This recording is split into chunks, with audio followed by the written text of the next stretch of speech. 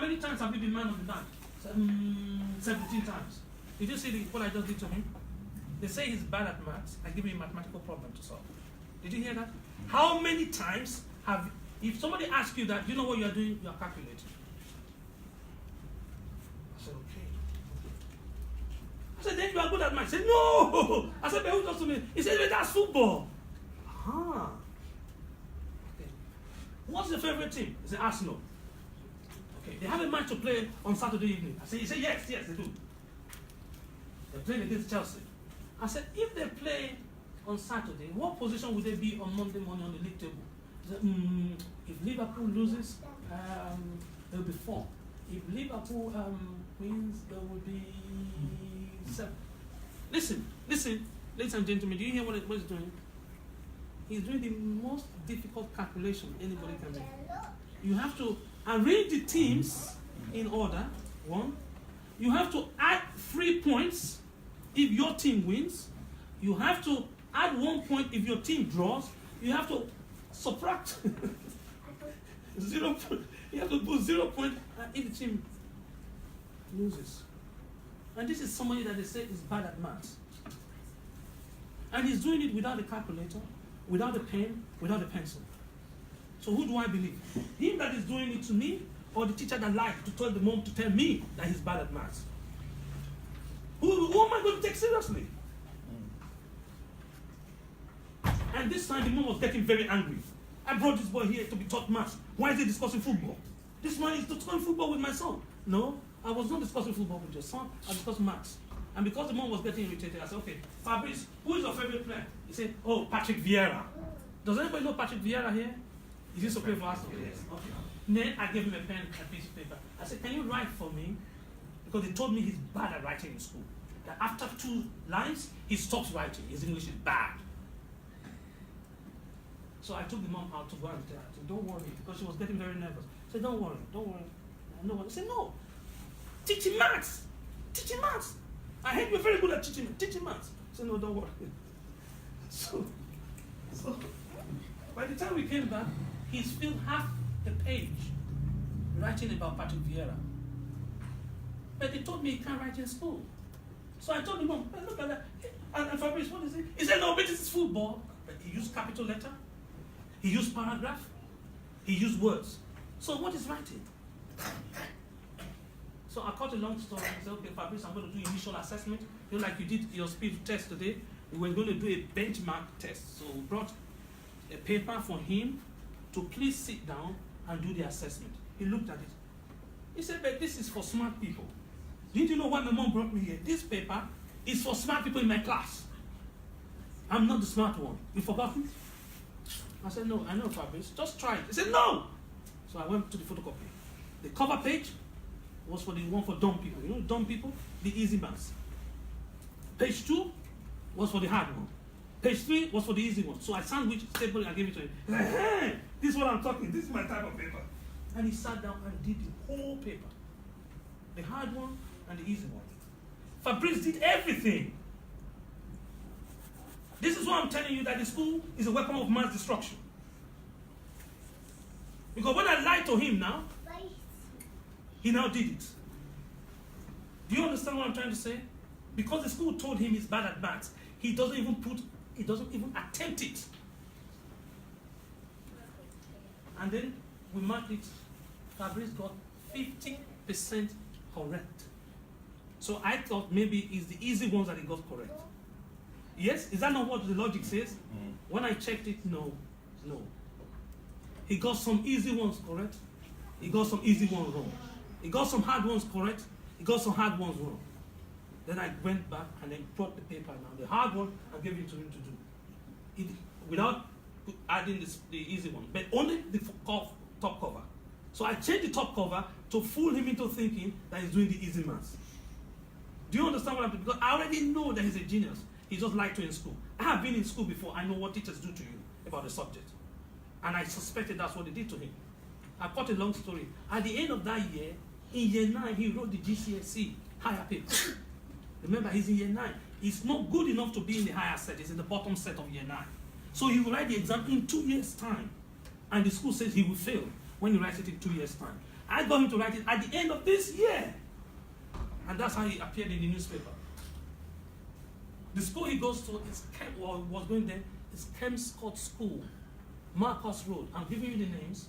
I want you to go and Google this. So we became friends because I like football. He thinks I like football. So he's my friend. Because he likes football, I like football. So we discuss football, we have a commonality. And from there, I'm able to give him some maths, he does it. Maths, he does it. And there's a whole book published by the University of Oxford Press on football and mathematics. How you can learn GCSE maths with football. Have you seen it in your school? No. He needs it.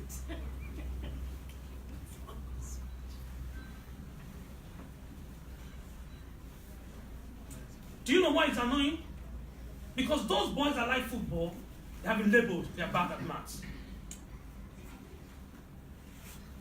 So he got Arsenal, he went for trials, because I now explained to him the mathematics of football. You know, when you play a ball and he hits the post and comes back, they said you miss. What the referee talking is that you miscalculated, your brain was calculating. Because it's integration and differentiation that you're using instead of getting football in. So when you have the opportunity, you are able to do and work things through. Do you get that with me? Okay, so can you advance it now? No, let's put Jimmy's. So now, thank you. Oh, you want to fast? Okay, thank you. So we mentioned quickly, and we were sharing earlier, about how you're able to achieve the impossible, especially if your teachers have told you you can't do it. Right? We're discussing earlier. I'm pleased to let you know that in the room right now is Chimemela. Can we put our hands together? Okay. That looks like an old photograph of you. I'm not sure where you got it from. Okay. That's the real Chimemela. We're just trying to share because there are children here that are in school right now. And there are parents that have children in school. There are parents here that are entrepreneurs. There are parents that are professionals. I want to be able to share what really made you think as a year 9 student that you can write the same exam as year 11. Okay. I think, so they say that knowledge is power, and I think, yes it is, but taking it one step further is the application thereof. And a lot of times, if you don't have information, you can only go as far as the information that's around you. So when I started hearing about people that were doing it, and actually having people that had faith in me, so not even my own teachers had faith in me, but I had external people that had faith in me to do it, I just felt like, why not? I just didn't feel like it was a limitation or something that I couldn't do. So do you understand that you have to have the information? And you were very involved with Anne-Marie around that period of time. Yourself, Anne-Marie, Chibuzo, all the other young girls down there, which is slightly different from what is happening in Skinner's, because Skinner's is very chronological. You have to be 9, 10, and then 11, and then 12, you go to what you can do. Like, how can a black girl, sorry to say this, blunt, how can a black girl from Hackney take the same exam as girls that are older than her in the most prestigious schools in the country? And those girls were German, right? Yeah. I mean, the father is German, the mother is German, their grandfather, their great-grandfather is German, and wrote the exam and got a C. And you did not get a C. You did not get a B. You did not get an A. You got an A star. I mean, can you reconcile that? I mean, again, so I don't even know the words to actually go into it. I mean, with the support of Prof and the organisation, I guess I just got it laced up and was one of the highest grades in the country. Yeah, and apart from German, I did maths as well. Yeah, that's right. Did you understand that? Did you hear what she said? Because it is quite useful. For all the boys and girls here, you need to understand this. That your school will tell you your limits, right? You have to know that you have no limits, right? Yeah. You have to make up your mind. You have no limits. Yeah, definitely. What did your German teacher say? Sorry, I was going to ask chronologically. What did your German teacher say when you said, "I want to write my GCSE in year now"? It was an absolute no. It was an absolute no. It was an absolute no. It wasn't something that was heard of. You wouldn't sit an exam early. Like, it didn't matter what subject. You just didn't sit an exam early. So it was a no. Not even with a thank you. Which is a no. So do you understand what we're trying to say here? And how did that then let's fast forward. When the result came, I became the favorite pupil in the school. come on! Do you understand? So your teacher doesn't really hate you, just that they don't know your full capacity. It's not personal. No.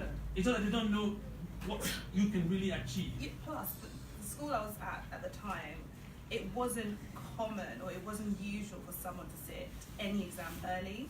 So for me, for this little black girl that was maybe 14 at the time, to say, oh, I want to sit an exam early, it was a bit like, who do you think you are? Sit down. No, you're not going to do it because that's not what we do. It's not something that they were familiar with. It's a concept that's more familiar at private schools and at grammar schools, but it just was not something that was common at a regular state school.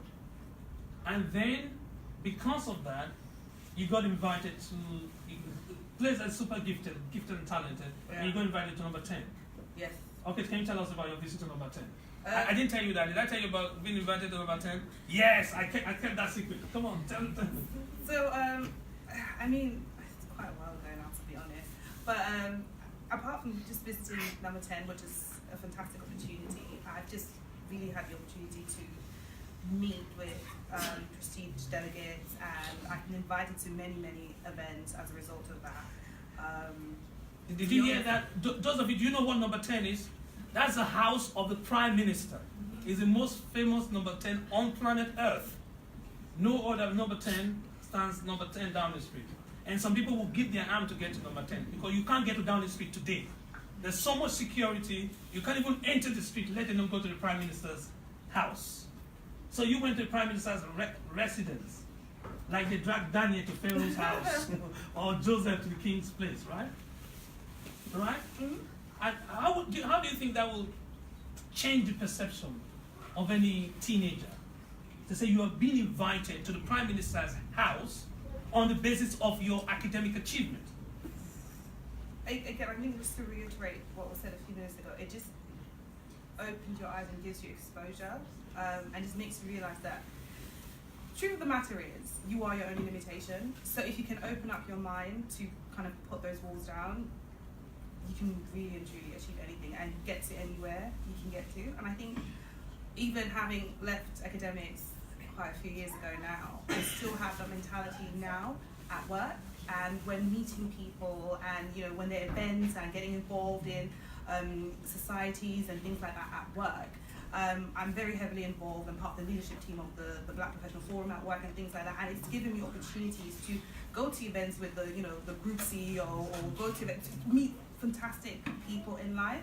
So it's beyond just looking at it as an academic period. It's something that just goes with you throughout life.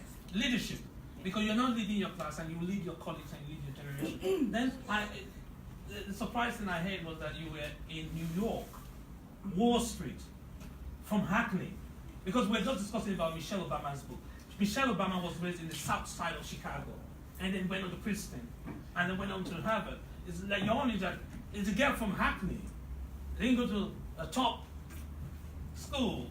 They ended up where? On Wall Street, with UBS, a giant, a financial giant. How did that come about? So, sorry, I know we wanted to talk about that, but I think we missed something very crucial. Okay, sorry.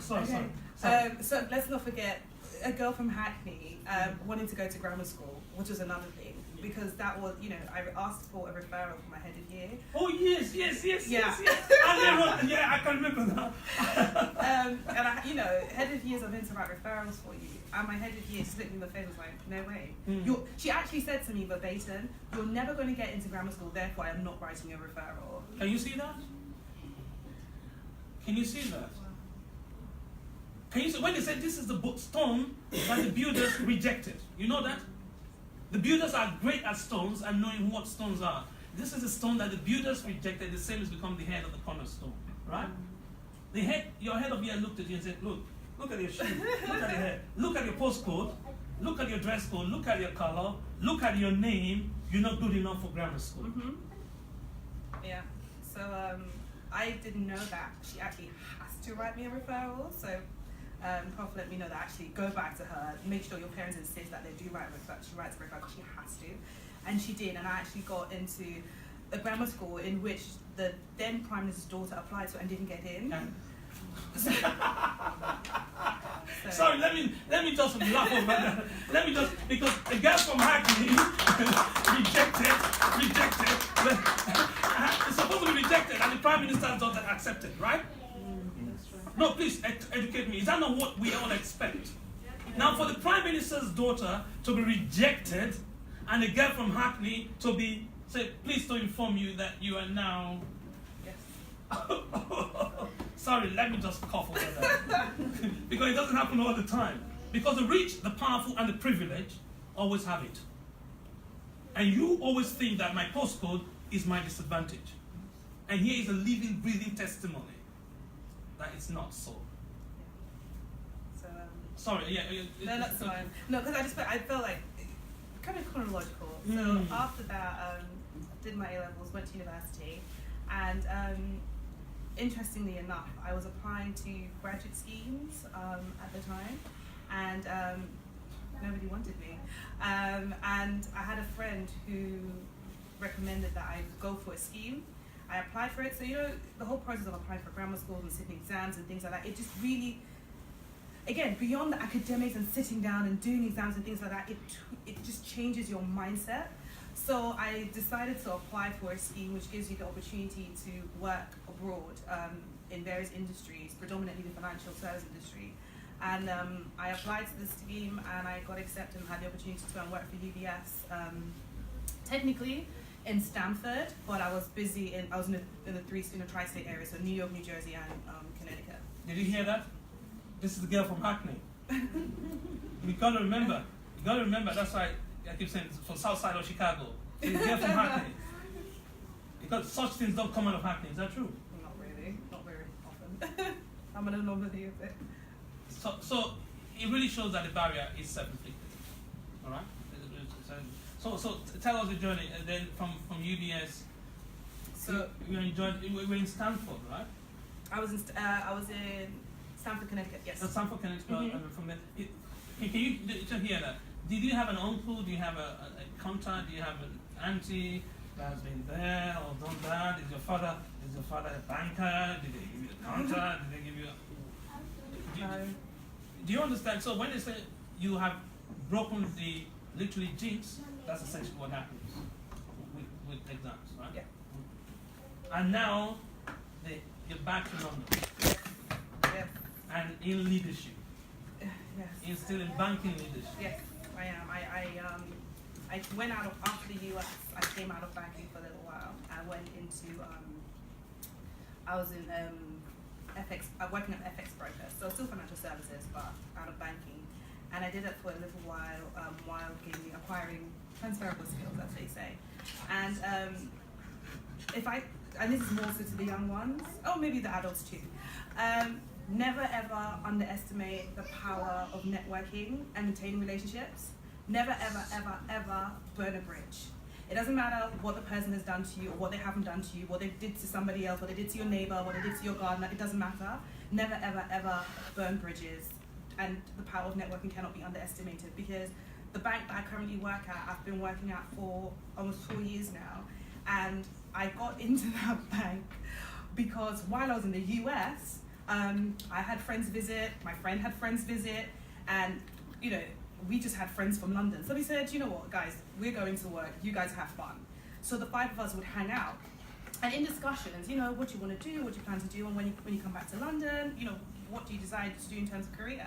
And at the time, I really wanted to go into relationship management. So essentially be the middle person between clients and the bank, corporate clients and the bank. And one of the people that I spoke to remembered that. And maybe a year and a half or so after I moved back to London, didn't have contact with that person anymore. They just sent me an email. Don't even know where they got my email address from. LinkedIn, probably LinkedIn. Maybe LinkedIn, probably. I don't really know, because we had changed phone numbers, so I don't even know what happened.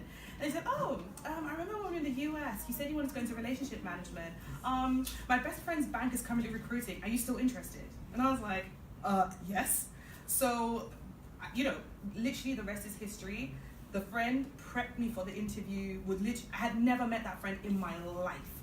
The friends would have Skype meetings with me, prepare me, make sure my cover letter was intact, make sure my CV was intact, and the rest is history. Until date, that particular person, because it still works at the bank, he will tell people, I'm the reason she's here. So, you know, I mean, he might be the reason, he opened the door, but I'm here on my own merits. But essentially, it's just the power of networking. This was just a casual conversation, someone that just came on holiday, discussed career, and 4 years later, I've changed roles maybe 3 times at the time. Sometimes I've been nominated and requested to work on particular projects. I've been asked to be part of the professional forum team. I've been asked to head and organize cultural diversity events and things like that, things of that nature. I've been invited to events such as the Black British Business Awards. It's kind of gotten to the point where I turn down some events, to be honest, because it can be a bit much. But yeah, so that's. You got invited to see the King of Africa. Oh yeah. Oh yes. That was where was he from? The Oni. I don't remember what he was, but that was early last year. Was it early last year or the year before? It was early last year. So she's met the good and the great because she's not the good and the great. And if you hang out with egos, you can never ever behave like a chicken. Yes. That's truth. So, does anybody have, especially any little girl here, have questions for her? Hard question. Hard question. If you're a key stage 1, key stage 2, do you have any questions for her? The girls, I want girls to ask her a question. Yeah, do you have any question for her? What year are you? Year 10. What advice do you have for if you have yourself as year 10 again, or you have, I know you don't have a junior sister. Now, if you had a niece or June that is year 10, what would you advise her? Because your brothers, the impact of her success is that her brothers now went on the heel of that. All right? And your brother got invited to Oxford. Anyway, that's another story for another day. Right? So, what advice do you have for a young girl right now regarding what they hear their teachers say to them, and what their school tells them, and what their mothers tell them, and the subliminal societal messages to our girls? So I've said this before, and I say this literally to everybody. I say this to young, old, male, female, everything in between. You are your only limitation. This is the lesson I learned 12, 13 years ago, and it's with me till today. If you say you cannot do something, guess what? You cannot do it. If you put your mind to it, you can do it. You are literally the one in charge, driving the vehicle. And something that I would probably say to myself now is I was very eager. I was very eager to grow up and be an adult. It's a dream. It's overrated. Just enjoy being the age that you're at. Make the sacrifices now so that you can enjoy life later. Wow. I would say, because I've had to catch up on a few things sometimes in my adult life. Wow. So I would just say, make the sacrifices now, and you don't have to deal with it later. Wow. Ladies and gentlemen, if you don't have any questions, yeah. You have more questions? Okay. Hand up first. Okay, yes. What question do you have? I've actually, Yeah. relation to my name's Fiona Senior, I've actually just wondered, who was your biggest inspiration? What's your biggest inspiration? Do you know what? I don't. Or who had the biggest impact on your journey so far? Particularly where you broke up from the rest of the gang or the rest of the group. If I'm really, and I'm not trying to sound cliche at all. Like I really not. But I think my inspiration just changes depending on what stage I'm at in life and what I'm facing at the time.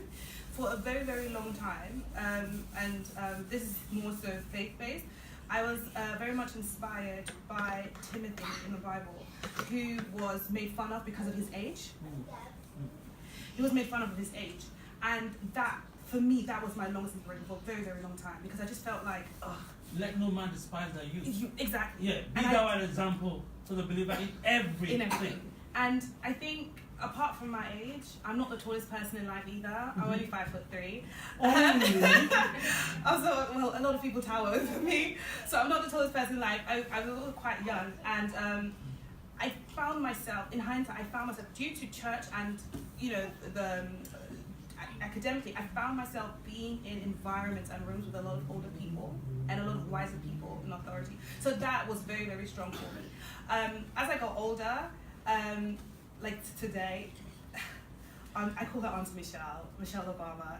I just think she's excellent. I absolutely love her. I love people that not only break the glass ceiling, but people that climb up a ladder and don't take the ladder with them. That's right. But they leave the ladder for other people. Wow. That to me is it's the big thing. Michelle, she knows that. Yeah. She knows that.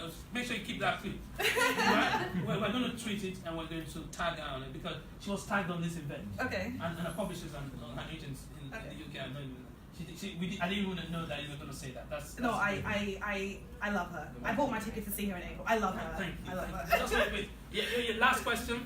I wanted to know, did you ever let race or sex affect you in anything that you applied? Part A and part B to the question. Part A, initially no, because it wasn't a factor to me. I didn't see, I was raised in a predominantly white environment up until the age of 12. So I think as a child you almost live a bit in a bubble and you don't really, you see color but you don't understand what it means, if that makes sense. So to me for a long time, gender, race, it didn't really mean anything. At a point I went to a bilingual school, so in terms of culture I've always been exposed quite a lot. So it didn't mean, it's now that I'm older and in the place of work that I've become more aware of it, and I don't let it stop me. So what I would say, I say this a lot, I haven't always been the most confident person, but I've always been the most courageous. I'm quite bold. I will try something, and I'll try it not because I think, oh yes, I've got it. You know people that can give that talk, they're like, I can do this, but they really can't. With me, I'll be like, I'm only about 67, like I'll do a risk assessment. Okay, I'm about 65 to 70% certain I can do this. Okay, do you know what? What's the worst thing that can happen? X, Y, Z. Okay, let's go. And I'm very, very aware and conscious of the fact that whatever I do right now, it's beyond me and my future. I've got people coming behind me. I have brothers, I have cousins, I have nieces, I have friends that are coming behind me. And the thing is, I'm also very much aware of the fact that in terms of, I'm going to speak now more predominantly around the African community. A lot of us are first generation migrant families, so we had our parents come over to the UK. They were not born in the UK. Therefore, they don't necessarily know the entire academic system, the ins and outs, how to quote unquote play, like how it really works. Same thing with the corporate system. Myself and my generation, we've had that exposure, and therefore we have to do better than our parents. And we now set that new standard, and we set that for our children and the next set of people to come. So I cannot afford to be in a room with predominantly white, middle-aged men and kind of become timid and let all those things. I acknowledge them, I know they're there, but I don't let that I don't cower under that based on that information. Because I have people, apart from myself wanting to do great, I have people coming behind me. I cannot afford to be timid. I cannot afford to just be blasé. I cannot afford to be mediocre. I need to break the glass ceiling, not just for me, for the next set of people. So that when people look up to me, they can say, oh, actually, if she can do it, I can do it. I didn't have anybody tell me that at the age of 16, and I keep thinking about it. And I'm constantly going. I'm constantly going. And about 2 years ago, I had to actually sit back and tell myself, Jimmy, you've actually done okay. You've actually done okay for yourself. It's okay. Stop being so hard on yourself. Because I just feel like some people look at me and say, oh my God, Jimmy, you've done really, really well. And I'm like, dude, sit down. Like, I'm only starting. And I know this because at the age of 16, when I left secondary school, GCS, the school I was at the time, I didn't have quote-unquote role models or people doing what I am doing today. If you told me in 2006 I would have been where I was at my bank, stepping foot into that bank, I would have told you you're joking. Because I didn't have those examples around me. And this is why I mentor. This is why I spend time with people, with young adults, to let them know, look, nothing special about me. Look, if I can do it, and I don't even think that I'm creme de la creme, but if I can do it, you can do it. That was a lot of energy. Sorry. Thank you very much. You don't know how grateful when she knew she would be coming here today, if I tell you, you will just unbelievably laugh your head out. Very, very late last night, because we were at an award ceremony together, and I just said, "Oh, what are you doing today? What are you doing? What are you doing? Okay, come on, let's come and talk to a group of parents and students and entrepreneurs that are looking at moving forward in 2019." So I cannot say thank you enough for her to share everything she was doing today, Saturday, because she has a very busy day tomorrow, very busy, and then busy on Monday for her to make time. So, ladies and gentlemen, let's give for Auntie.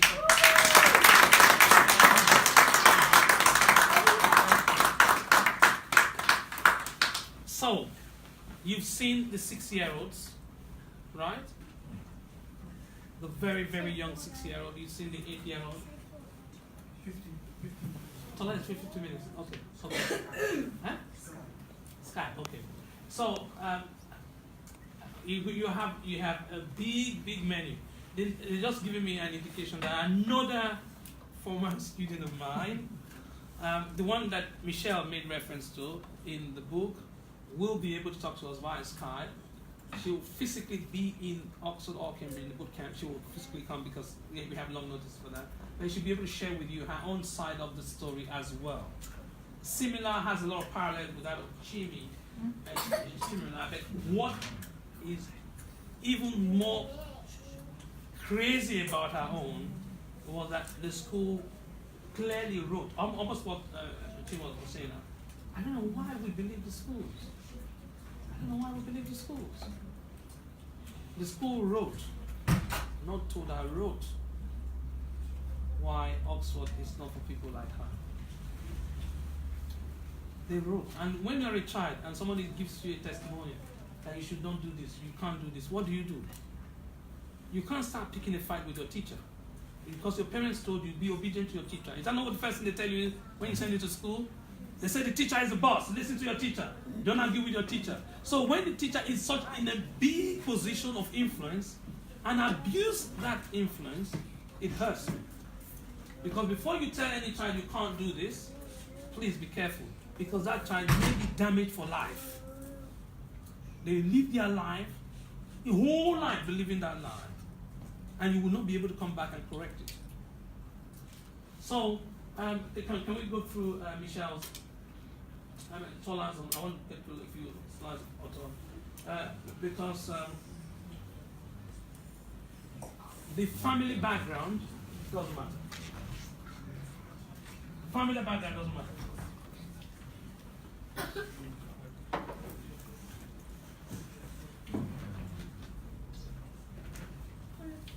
This boat, most of you will have seen this boat.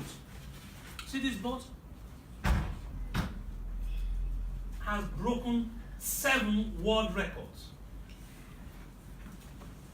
Guess who owns it? It's Sir Ben Ainsley. Can you write that down? He's 6-time Olympic champion. Sir Ben Ainsley owns that. This is me, for those of you that can recognize me. And more importantly, this is Tola, that is going to be sharing with us shortly. Tola was raised in Hackney. She attended a local school. You know what I mean by local? Look, the school is local, that means within the area, and does not even have a 6th form. You know some schools have 6th form? This one doesn't have a 6th form.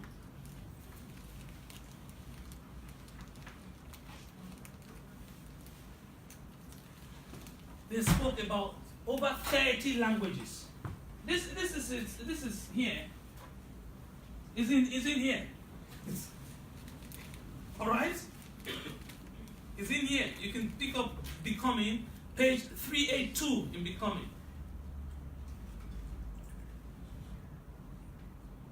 So I'm not telling you about the best school. I'm saying you have the best brain. Do you understand that? So if you understand that, even if they think you are bad in a bad school, it doesn't matter. She wanted to apply to Oxford. The school counselor called her and said, look, you, people like you, How many times have they told you, they say you are too tall, you can't apply for something, you can't do something. Or you are too short, you can't. Or you are autistic. People who are so autistic, you can't do that. Or you are dyslexic, or you are dyscalcular. So they look for one excuse to put in your way as an obstacle. And psychologically, you're prevented from taking the right step. And then she came and mentioned that to me. I just laughed. Or I didn't understand what she was talking about. There are people paid by the university to reject you. Why will a teacher in your school tell you can't apply? Do you get that true? If I can't apply, that's fine. Let me apply and they'll tell me I'm not successful. Why should you tell me I'm not going to be successful? Are you psychic? I mean, do you know the future? Have you seen the future? Do you know God? Are you now God or some things like that? I mean, just listen to what you need to do and then walk through things.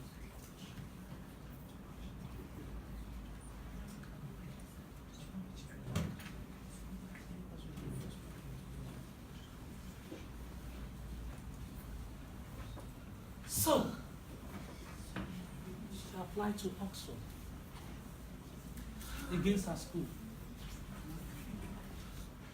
Because we walked through these principles, we're talking about the T, and then when she got the reply, I couldn't believe it. Do you know, I was hoping that she gets into Oxford, period. Do you know the truth? The year before Omotola applied to Oxford, one Tony Blair, who was the Prime Minister, his son called Ewan Blair, does that, right? Ewan Blair applied to Magdalen College, and Magdalen College told Tony Blair that his son's grades were not high enough. No, you're too calm, you're too calm. Hold on.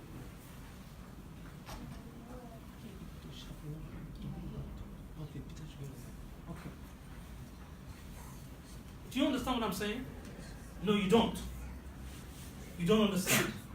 Listen to this. Let me explain to you why you don't understand. The Prime Minister appoints the Education Secretary. The Education Secretary, right, decides which university should run. This Education Secretary can shut down the university. This Education Secretary gives this university money to use to run their, government subvention. Oxford is a government-owned university. So the person that is giving you the money, you are saying his son cannot come to your university. Do you understand why I say you don't understand? There is a Secretary of State and there's a Minister for Higher Education. And the Minister of Higher decides which university runs. The Minister for Higher Education can say, university, I'm closing you down. Or I'm closing this department down. Because he has oversight, he has authority. So how dare this university tell the son of a person that can sack all the lecturers? He can decide to sack all the lecturers. And they've done it. The government did it to Thames Valley, what used to be Thames Valley University, and they shut them down. And they had to go and rebrand as University of West London or so. And this girl from Hackney is now saying, I want to apply to that college. If you're a teacher, what would you think? You say, you're crazy. That college is so selective. The Prime Minister's son applied and he said no. And you are applying now. They will say no to you. Please, can you go somewhere? Go somewhere else. Because that's the feeling. So to tell you that you're going to have a battle, as an entrepreneur, you're going to have a battle. As an employee, you're going to have a battle. If you're not interested in having a battle, I'm ready to come to your funeral. Really, I'm ready. So that's how Obotola's own went on. And she didn't get admission to get to Oxford. She got a scholarship. When you get a scholarship, you're in the top end. So the professors in Magdalen College were the people that told the Times of London that her name is Omotola Akerele. Listen to this. Does that have an English name? She said she wants to read English without an English name, without an English parent, in the most English of English universities. It's the oldest English-speaking university anywhere on the planet. Go and find it. Google it. 800 years old. That's what Oxford is. It's the most conservative university on the planet. For 800 years, they've not had a woman as vice chancellor. They just had one now. Do you understand the battle that these children go through? So after the first year in the university, she got a place in the Times. She wrote an article for the Times of London. You don't understand. She's from Hackney. She's a foreigner. She doesn't understand the language. Her father did not go to university. Her mother did not go to university. She now goes to the top university on the planet. Please, can you advance? I'm just quickly show. Is she ready? Well, when she's ready, you need to call me. Okay, can you? I need to show the slide. So, one day, they sent me a link from the University of Oxford to say that of all the children that were in the class, do you know who came top? This is in Oxford. Because once you know the technique, the reason why I want to learn the technique and the speed, once you know it, you can use it anywhere. You're not going to stop. Never ever going to stop. Okay, advance. This is it. If I die one day after this was published, I told them, put this on a t-shirt and put it on my casket. If I've achieved nothing in my life, if this is all I achieved, I'm happy. Because this is not £1 million. This is not £1 billion. This is not £1 trillion. This is a £1 zillion thing. This girl that they told me could not even apply and get in. Look at what happened. Oxford University put it on their website. You know when you run a school, you bring your top students up, right? You say, these are our top students, that you show off with your Oxford University is bragging. Oh, Lord. That's why I just said, look, this is University of Oxford. They say, Oxford thinker, did you know that the inventor of the World Wide Web, they are bragging with that. Finished from Oxford. Did you know that the father of economics, finished from Oxford. Did you know that the university has produced, is now 28 prime ministers? Do you know that they produce Nobel winners? Do you know that they produce Olympic medalists? The man that broke the world record for a mile, right? Where was it done? Oxford. You know him, right? The first person on the planet that broke the world record. The 4 minute barrier. Barrister was a student, an undergraduate student in Oxford. Because he had the thinking, he had the psychology, was able to break it. And then, of all these achievers, they include, look at the list of the greats that Oxford has produced. Look at it, Omotola Akerele. The next one, Adam Smith, who is the father of economics. The next one, Christopher Wren, who is the father of architecture. The next one, can you see the lineup of people that she is now included in their names? There's a song they sing when they go play football. When they say, go marching in. If you watch football, you will see how they, especially when Southampton, they call themselves the Saints, right? Say, Lord, I want to be in that number. They just want to be in the number of the saints. These are the saints. These are the people that Oxford will refer to in the next 100 years. When I'm dead and gone, completely gone. So if that's the only thing I accomplished, remember her father is not a university graduate. Her mother is not even a high school graduate. So don't tell me it's in the gym. That's what I'm trying to tell you today. Please tell me something else. Look for a good excuse. You know, go and study all the excuses as an excusologist and come and tell me your own excuse. Please don't tell me the gym factor. So if you say you are lining her up with Indira Gandhi of India, in the same vein as Indira Gandhi, Ian Hislop, can you see the names of people that she would have missed if she had followed what the teacher told her? Do you see, when I get annoyed and say the schools are weapons of mass destruction, do you understand what I mean? They destroy you psychologically. They don't need to shoot you. Once they destroy you psychologically, you are finished for life. Please, can you just advance that for me, please? No, back up.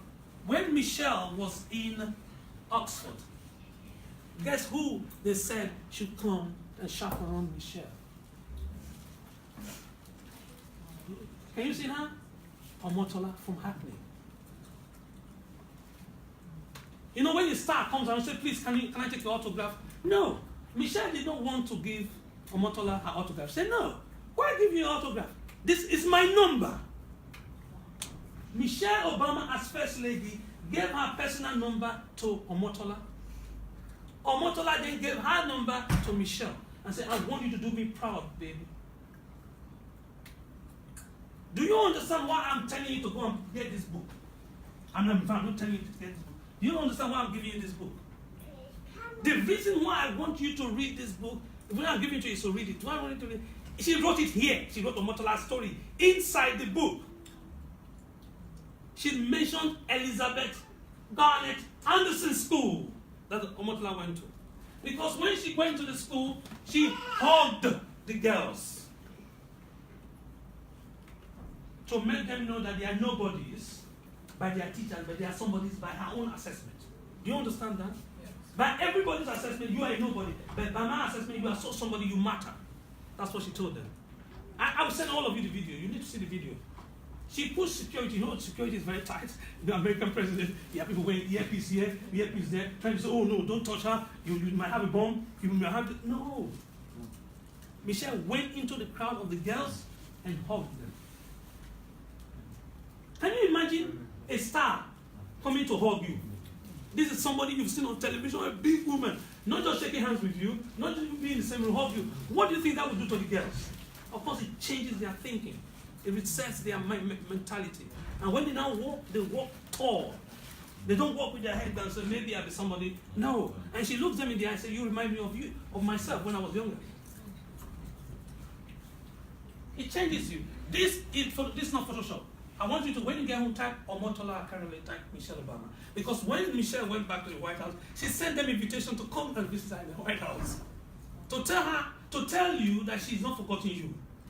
She didn't just say it was an experience. She sent them tickets to come from England to come to the White House and spend some time with her as First Lady.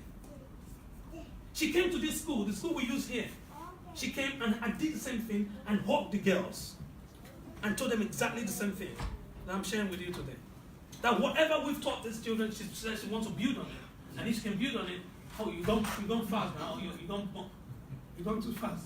So, to tell you that the barriers you had is a function of, like Chimemela said, a function of what you think.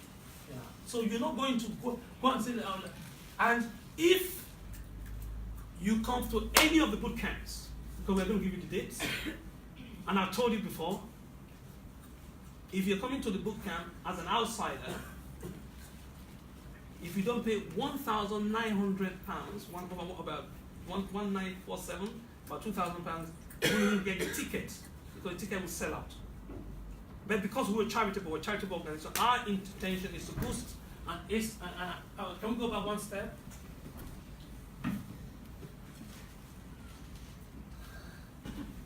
Oh, okay. I just wanted to see where Ian Hislop and all the other. Okay.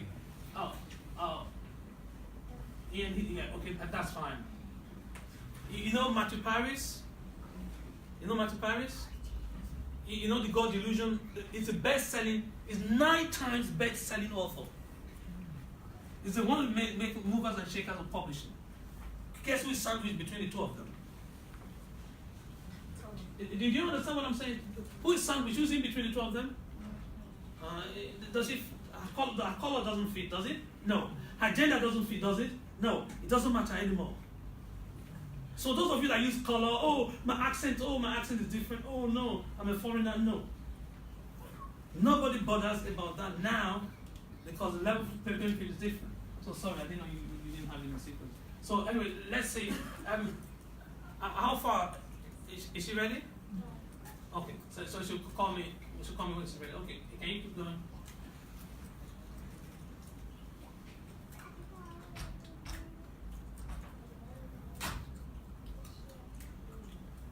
The last line of Benedict, I just wanted to say how we came about that in Benedict. Good. This is one thing that I know. You know what I know? If I treat this girl like I would treat my daughter, do you know what will happen? When she's 18, she will treat me like she would treat her father. Because she knows she has classmates that are with her now, and she knew where her career went towards a trajectory. The reason why I put myself right into her and pour myself into her Well, when she's successful, she will know why she's successful.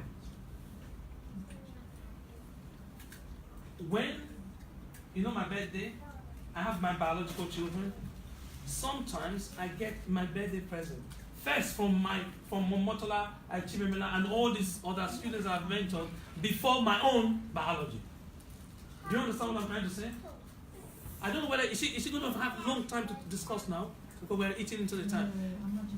Yeah, call her, because do you know when she was going to get married? Who can guess what happened?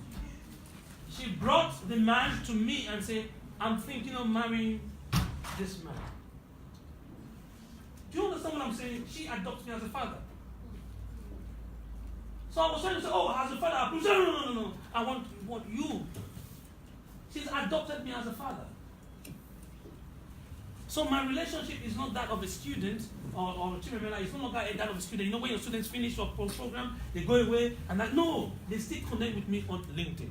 If I show you my LinkedIn page, you see how we share mutual friends together. So when she was getting married, she wanted me to approve the man she's going to get married. I was very, very amazed. I was shivering. I said, oh, this is a huge responsibility. Wait for it. It has not ended yet. On the day of the engagement, they gave me the seat of the father of the bride. So now you know why I said when I'm dying, they should bury me with that. Do you understand what I'm trying to say? Because I invested little on her, because I'm not sure I did that much. I gave her the direction, but she followed through on the direction. When she was graduating from the university, she invited me to come for her graduation at Oxford. So my relationship with you, if I'm mentoring you, if I'm working with you, is not for the course duration, it's for life. That's the truth. Any student I mentor, it doesn't matter. I don't care whether you are Filipino, I don't care what your race is. Race is an imagination, you know? You know that? You know that? Because I've asked them, what's the difference between the races? Oh, they say many. I say, okay, a Japanese man and an Asian man and an European. If they have headaches, do they take paracetamol? Say yes. I said, what's the difference then? If they have diabetes, do they take insulin? Say yes. I said, what's the difference? It's exaggerated. Race is exaggerated. Gender is exaggerated. So at her engagement, I was her father. They made me sit on the father's seat. When we went for the wedding, right? You'll see.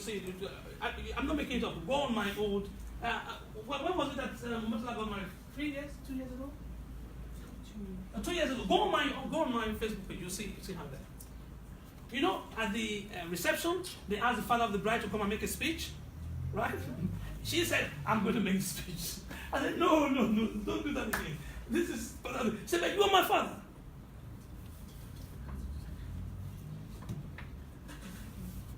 When she had the baby, when she had the boy, she brought me to come for the christening, right? Do you understand? But when I was talking to her, I just thought I wanted her to pass the next exam. Wasn't that? The relationship was that, hey, I want you to pass the exam so that you do very bright. I didn't say I want you to be my daughter. But she has reflected, and she comes to my event. She pays to come to my event. She pays. I know there's nothing she's going to get from my event because she's already heard my philosophy, my practice, she's implemented it. But she pays and she comes to my event. So what are you doing that for? And then every Saturday, you know, what division is she now? Because I think she's with you now. She's Essential. She's the senior manager in Essential. Because she's moved from Microsoft to Essential. Oh, thank you, Essential. You're moving from Essential? Yeah. Okay, so listen to this. Because this is what will knock you down. When she had her son, she invited me to come. So I'm just practically her father. So if I see any job going anywhere, what do you think I'll do? Because she's my friend on LinkedIn. If I see anything going anywhere, what do you think I'll do? Because when she goes to her offices, she tells them about me. And not just office, she told me her boyfriend. She told her boyfriend about me. I'm brought the boyfriend to me to approve. So just imagine what she tells them about me in her office. And that has led to training contracts at corporate level. Do you understand? Because if they have problems with reading now, so there's somebody that does speed reading, it's so they invite me. So my relationship with you is only going to start now. It's not going to end now. It's going to last a lifetime. Because the son is now going to join my program when it becomes of age. Because she just had a son. That's why she's not able to physically come down. That's why we're doing Skype. She's going through the challenges of being the mother. The excitement of being the mother and the challenge. So that's what you're signing in for. You're signing for a relationship. You're signing for what we will do together to make sure that the best is brought out of you. And you're signing up for something that I know is radically. You heard during the break I was still having a discussion with the lady, because the lady wants the son or the daughter to do 3 A levels. I said, but when you came through that door, I said, you will never think average. The average person does 3 A levels. When you come through that door, you were average. When you are leaving, you can't do 3 A levels. I'll send you out of here. If you want to fail, there are many schools that can help you fail. If you want to be average, there are many schools that can make you average. Don't waste my time. But if you come to me, you have to be a premiership player. That's what Mario says. The precious one, right? The holy one, the special one, right? Yes. He says, if you come to me, you have to play a premiership. You have to raise your game. You can't play mediocre level. Because I've seen people that are mediocre transformed to be super, super, super duper. And they're no different. So who's got any questions? So we're waiting for our technical team to hook us up. Who's got any questions? Yes, ma'am. The dates for the book, Cam? Depending on the location, February is one of them. And Easter, April, May is one of them, provided the baby is she's still ready, right? You can't hear them. You can't hear again.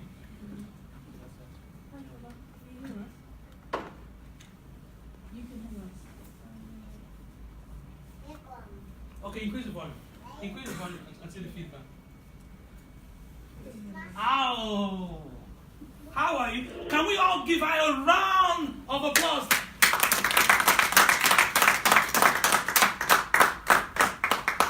Where have you been? We've been looking for you. Can you hear me? Loud and clear. Yes. Yes. We have. Brilliant. Where are the girls? I'm so excited. I'm so excited to join you guys. Okay. And I'm apologetic, We have read Obama's book.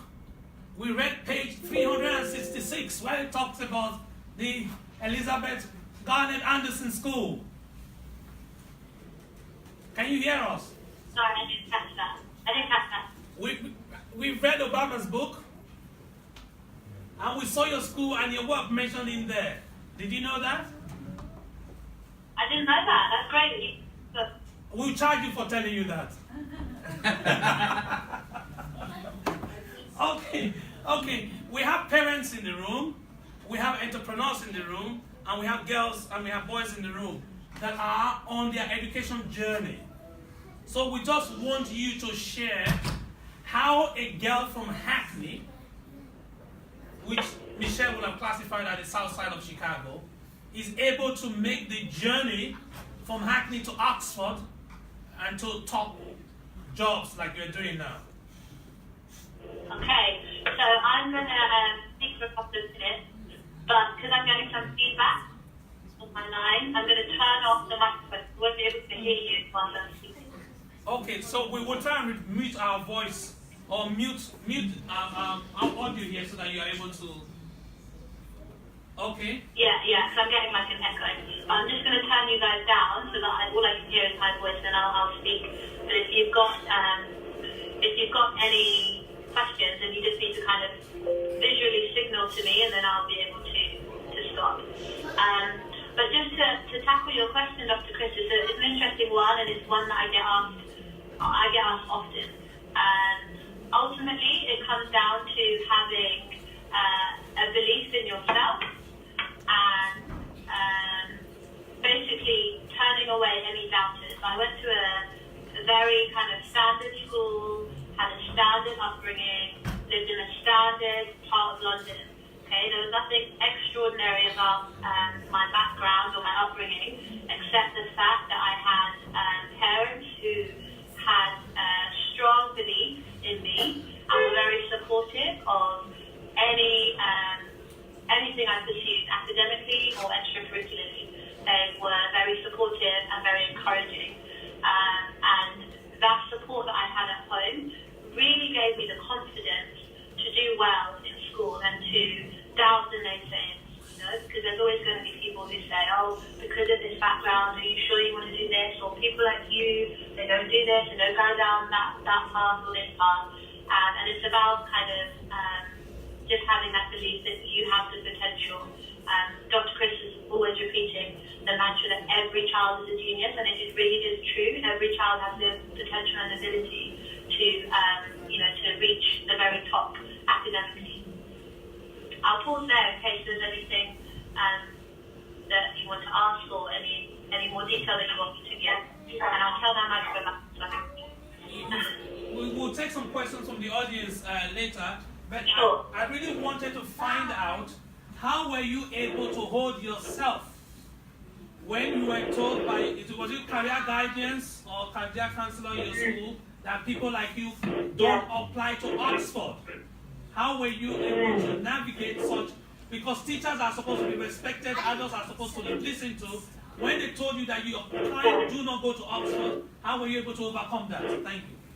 You have to ask. Yeah, great question. I think it's very important not just to rely on your school. The EIE program is fantastic because it provides all students with, I would say, a better source of information and guidance when it comes to university applications or anything to do with progressing yourself academically, because your school will only provide you with what they know, and there's a lot more knowledge out there. Knowledge is power.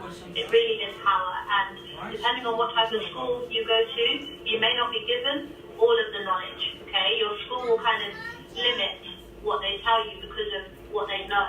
So it's really important to get the extra help to work with the EIE program and get to know the people there, the people who are involved, and ask as many questions as you can, questions that you will get different answers to at school. Dr. Chris referenced my careers counsellor at my sixth form, and it's a very important story because when I made my decision to apply to Magdalen College, Oxford, I went into my careers advisor meeting, which everyone has as a standard practice of going through sixth form. And I was asked, so what is it that you want to do next? Where do you want to apply? And I said, well, I've got my heart set on going to Magdalen College, University of Oxford. And from their perspective, okay, Oxford, that's one thing, but they could see that I had the potential, I had the grades and the target grades to go. They were fine with me applying to Oxford. But when I then said I wanted to go to Magdalen College, that was a different story, okay? Because they definitely felt that Magdalen was a very traditional college.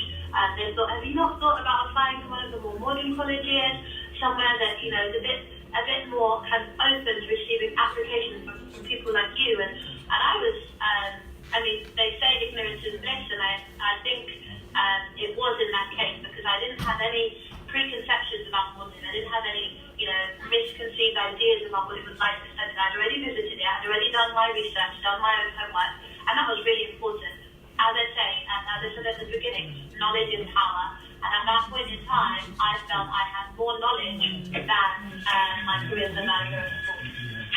Okay, that's fine.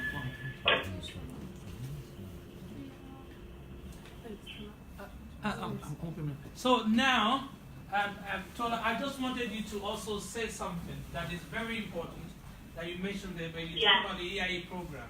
What is the essential difference between an after-school program like this? Because quite honestly, Michelle made a big deal of this in the book when she was saying that she wants to literally develop Let Guests Learn, like an after-school program that would tell boys and girls that their capacity is not limited by the grades they got in the subject or by the impression given by their teachers.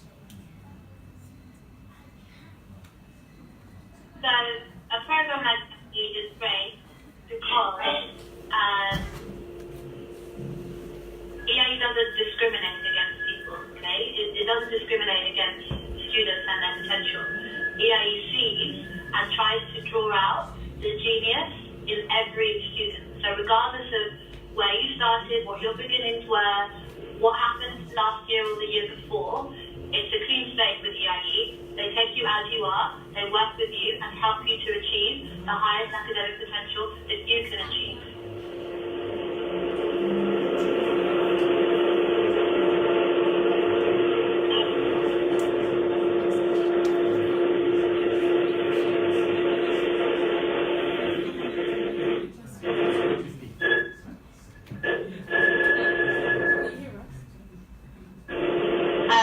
Just about. Okay.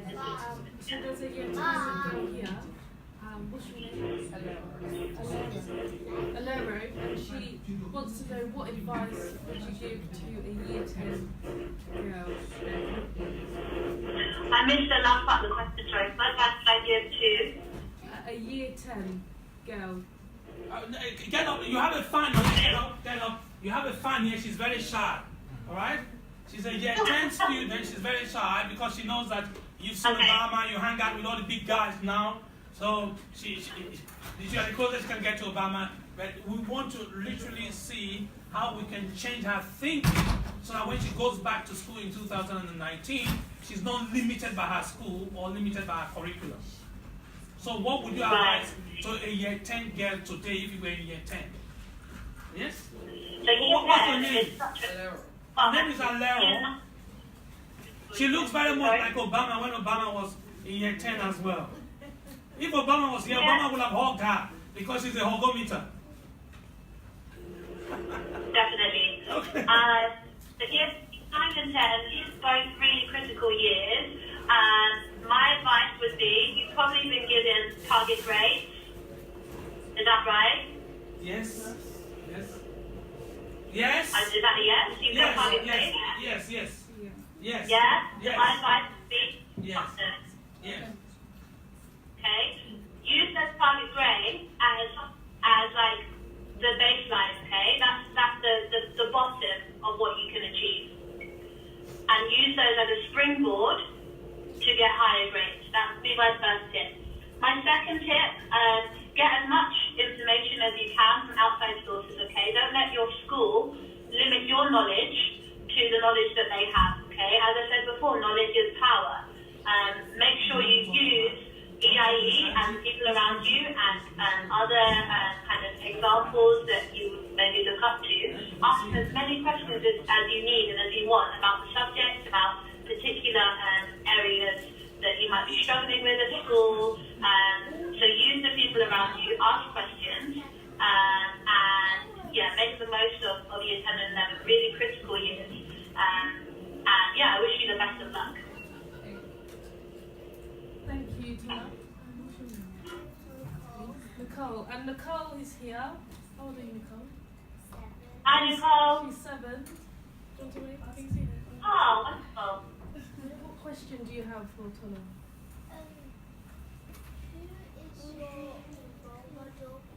Who is your role model from Nicole? That's a really great question. I don't think I have a role model. I always compare myself to myself. So whatever I achieved last year, I always set that as my baseline, and I want to better myself year on year. So I see myself as my own role model. I challenge myself every day, every year. When I was at school, I was always challenging myself. Whatever I achieved, I was like, right, how can I do better? How can I get more? How can I score higher? So I was always been challenging myself and competing against myself. Thank you. Tola, yeah? Anybody else have a question? You have a question? Okay. What's your name? Do you want to stand up and introduce yourself? Raphael, and he's in year 6. And what's your question, Raphael? What advice would you have to a year 6 boy like me? What advice would you have to a year 6 boy like Raphael? Year 6. Okay. And you passed the grade Raphael, what's your favourite subject? What's your favourite subject? What's your favorite subject? He just passed a grammar school. Wow. That's amazing. Yeah. Good. Maths. Maths is his favorite Maths subject. is okay. your weakest subject? Literacy. Literacy. Literacy. So my advice is make literacy your strongest subject. Good. Good. And You shouldn't have any weaknesses. Make everything a strength. yes. Yes. Yes. Yeah? Thank you. Okay, thank you, Tola. Does anybody have any other questions? If you don't have any questions, do you have any other questions? Oh, he has a question. Yeah, come to the Okay, so if you don't have any questions, so Tola, thank you very much. Sorry to disturb you. Enjoy your weekend. I hope you come down to Oxford. All of us are going to a boot camp in Oxford, like you know, and one going to later in the year. I hope you come down because you have a raving fan base bigger than that of Michelle. Tell Michelle that. All right. Okay. Let's show some There's love. one more question. Okay. One last question. What question do you have? Would you rather like English or math? What's your best subject, English or maths? It's a terrible question. Right. You did A level. I would be contradicting myself if I didn't say both. Okay. Let's show her some love. Let's laugh them. Thank you very much. Love you. So we'll come back to you later. So if you are still here and you haven't booked for the boot camp, I can't help you. This is the last opportunity you have. And remember, at the boot camp, you will do things. It's a whole weekend, all day Saturday, all day Sunday. Is going to be at Oxford University in the spring, and post-Easter it will be at Cambridge University. You will participate in an official University of Oxford program, and you will also participate in the official University of Cambridge program, depending on which one you go for. You have a series of days in February, you have in March, provided the baby is not anywhere there, and then we are going to have in May. So you have a choice, and we have in September, and then we have in June. So if you are sure you want to quit mediocrity, make sure you book now. If you're online, this offer doesn't apply to you. You can't. You have to use you go to the website and book. But if you're in this room, you're literally paying half the price that every other person is paying. And by the time we come in 2019, we might even review it based on the demands. And so I want to thank you for your patience. I hope you gained one or two things today you're going to implement in your professional life. Gain you're going to implement if you are a business owner, because you're going to train your staff differently and motivate your staff differently. If you're a parent, I hope you gained something today. And we are going to enter the lottery for we're going to enter the lottery for the year 10 and year 11. But I see that there is only one year 10 person here. So you get the University of Oxford official prospectus that has Anne-Marie's photograph on it, the one I'm talking about, that has Tola's College on it, that has all you need to do to prepare to come to Oxford. So here is the prospectus, we give it to you for free. If you're online, you want it, they'll charge you £10. Yeah, it's true. But if you're in this room, you take it for free. If you're online, you go buy a Michelle.